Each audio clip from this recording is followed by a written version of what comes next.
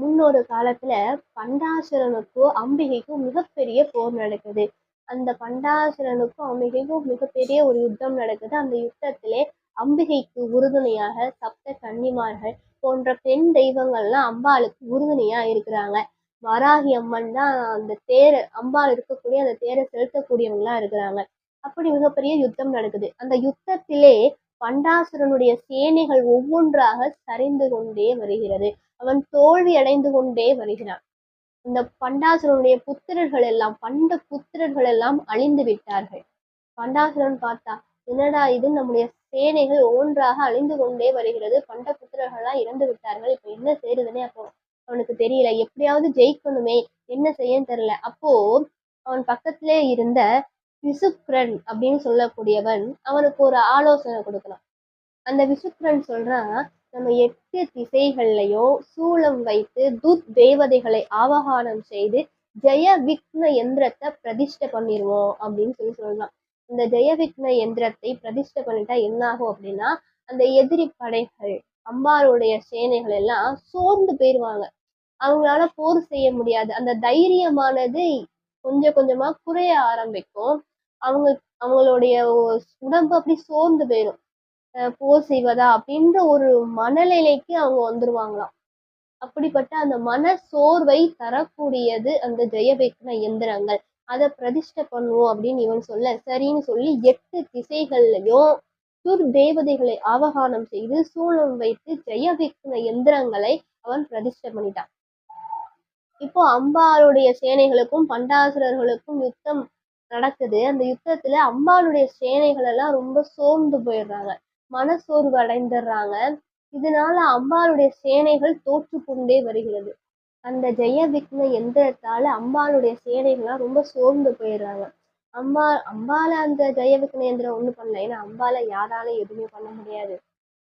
இப்போ அம்பாள் பார்த்தாங்க, என்ன செய்யறது அப்படின்னு யோசிச்சு உடனே சிவபெருமான நினைச்சாங்களாம். தன்னுடைய மனத்திலே அந்த சிவபெருமானை நினைத்தார்கள். நினைச்ச உடனே சிவபெருமான் அந்த இடத்துக்கு வந்துட்டார்.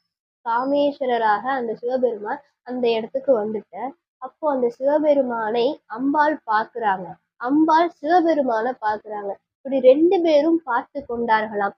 அம்பாளும் சிவபெருமானும் 2 பேருமே பார்த்து கொண்டதுனாலே அங்க ஒரு சக்தி உண்டாயிற்று.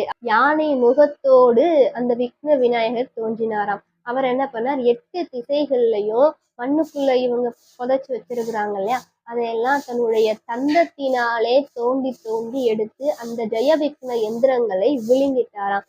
அந்த ஜெயவிக்ன எந்திரங்களை எல்லாம் தகர்த்தெறிஞ்சிட்டார். அதனாலதான் சொல்வார்கள், பில்லி சூன்யம் எதுனாலும் சரி, எந்த தோஷமா இருந்தாலும் சரி, எதுனாலும் இந்த விக்ன விநாயகரை வழிபாடு பண்ணோம் அப்படின்னா எல்லா தோஷங்களும் எல்லா விதமான பிரச்சனைகளும் நமக்கு தீர்ந்து போகும்.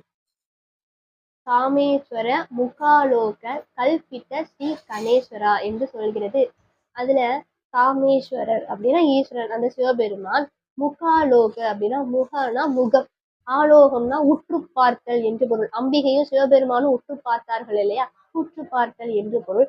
கல்பித்த, கல்பித்தனா தோற்றுவித்தல். அவங்க 2 பேரும் பார்க்கிற பொழுது அப்போ ஒரு சக்தி தோன்றியது, அவர் தான் விநாயகப் பெருமான் அப்படின்றது. அதான் காமேஸ்வர முகாலோக கல்பித்த ஸ்ரீ கணேஸ்வரா, அப்ப தோன்றியவர் தான் கணேஸ்வரர் என்று அந்த 77வது ஸ்லோகம் சொல்கிறது. 78வது ஸ்லோகத்துல ஓம் மகா கணேச நிப்பின்ன விக்ன யந்திர பிரகர்ஷிதா என்று சொல்கிறது. அந்த மகா கணேசர் அந்த விக்ன எந்திரங்களை எல்லாம் தகர்த்தெறிஞ்சிட்டார். அதை தகர்த்தெறிவதற்காக அவதாரம் பண்ணவர் தான் விநாயக பெருமான் என்று லலிதா சகஸ்ரநாமம் கூறுகிறது. நம்முடைய சைவ சமயத்தை வளர்த்த திருஞான சம்பந்த பெருமானும் பிடியதன் உருவுமை கொளமிகு கரியது வடிகொடு தனதடி வழிபடும் அவர் இடர் கடிக்கண பதிவர அருளினன் வெகுகொடை வடிவன பயில் வழி வளமுறை இறையேன்னு சொல்லி விநாயக பெருமானுடைய அவதாரத்தை இந்த பாட்டில் ரொம்ப அழகா சொல்லியிருக்கிறார். சிவபெருமான் ஆண் யானையாகவும் அம்பாள் பெண் யானையாகவும் இருந்து 2 பேரும் பார்த்து கொண்டதற்கிணங்க தோன்றியவர் தான் விநாயக பெருமான் அப்படின்ற.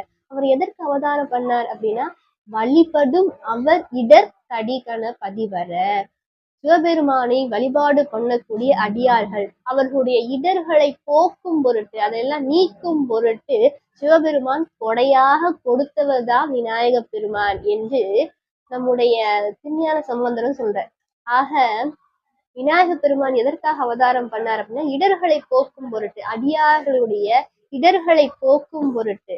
சிவபெருமானும் பார்வதி தேவியும் ரெண்டு பேருமே பார்த்து கொண்டதற்கிணங்க தோன்றியவர் தான் விநாயக பெருமான். அடியார்களுடைய இடர்நிலையை நீக்கும் பொருட்டு அவதாரம் செய்தவர் தான் விநாயக பெருமான் என்று நம்முடைய லலிதா சகஸ்ரநாமத்திலும் சொல்லப்பட்டிருக்கிறது. விநாயக பெருமானை பற்றி இந்த தேவாரத்திலும் சொல்லப்பட்டிருக்கிறது. திருச்சிற்றம்பலம்.